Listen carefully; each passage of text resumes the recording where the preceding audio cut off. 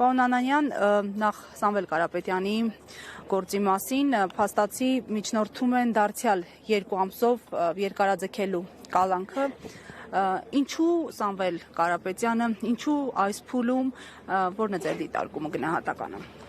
Ես կարծում եմ, որ պլանավորված է եղել եւ դեպքերի, եթե զարգացումը, եթե էվալյուցիան տեսնենք, որ շատ արագ զարգացումներ են եղել դեպքերի։ Այսինքն բարերար հայի հայտարարությունը զորավիք լինելու վերաբերյալ հայ առաքելական եկեղեցուն եւ շատ անմիջապես գործընթացների արագ զարգացում։ Սա կարծում եմ, որ նաեւ որոշակի սադրանքներ են եղել եւ սա ըստ էության մեկուսացում է եւ մեկուսացում են պատանդի կարգավիճակում պահում են այն անձնավորությունը, որը էլեկտորալ, թե համախմբման, թե ընդհանրապես Հայաստանի կայացման հետ կապված շատ մեծ ավանդ է։ Եվ մի կարևոր բան էլ ասեմ, ինչու են վախենում Սամվել Կարապետյանից, որովհետև Սամվել Կարապետյանը իր ընտանիքի, իր բիզնեսների կայացումը եւ հարստությունը, որ ինքը քրտինքով անձնական եւ իր ընտանիքի ջանքերով վաստակել է, Հայաստանում չի վաստակել։ Այսինքն նա դրսում է այդ ամեն ինչ արել, հետեւաբար այն խոսույթը, որ իրենք պարբերաբար տարիների ընթացքում հարուստ անձնավորության, հարստություն կուտակելու, կոռուպցիայի, օլիգարխիայի վերաբերյալ անընդհատ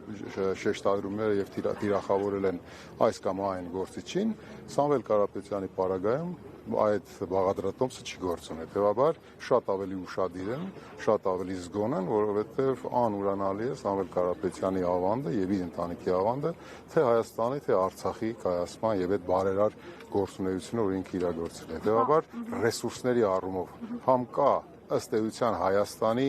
չափանիշներով իրենց հասկացողությամբ կա անսպար ռեսուրսներ, թե մարդկային, թե ֆինանսական, եւ կա նաեւ համաժողովրդական, այսպես ասած, սեր եւ հարգանք դեպի մեծ բարերարը։ Հետեւաբար ինքը իրանից ներկայացնում է մեծ վտանգ։ Այդ համաժողովրդական սերը, հարգանքը վայելում է նաեւ հայ առաքելական եկեղեցին, անգամ սոցիոլոգիական հարցումներն են դա փաստում, շուրջ 80% է կարծեմ վստահությունը հայ առաքելական եկեղեցու շուրջ եւ այս փուլում տեսնում ենք, որ նաեւ հոգեվորականներ են ձերբակալվում, ուղիղ կապված են իրար հետ այս երկու գործոնները, վարկանիշը եւ կանոնավորումների շարքը։ Տեսեք,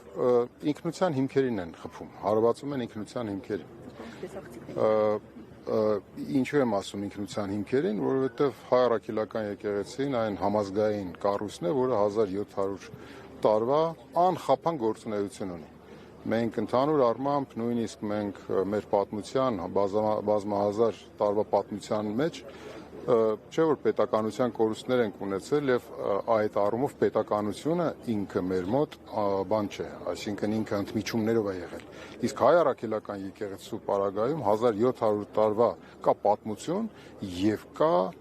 անխափան պատմություն։ Եվ շատ ու շատ տարիներ, շատ ու շատ դարեր շարունակ եկեղեցին ինքը հայ առաքելական եկեղեցին պահպանել է մեր ինքնությունը։ Հիմա տեսեք, եթե ինքնության հիմքերին հարվածելու այդպիսի օրակարգ կա եւ այդպիսի պահանջարկ կա եւ այդպիսի հանձնարարական կա, բնականաբար ամբողջ քարոզչա մեքենան եւ ամբողջ իշխանական ռեսուրսները պետք է առաջին հերթին ուղղեն հայ առաքելական եկեղեցուն։ Տեսեք, մի կողմից կա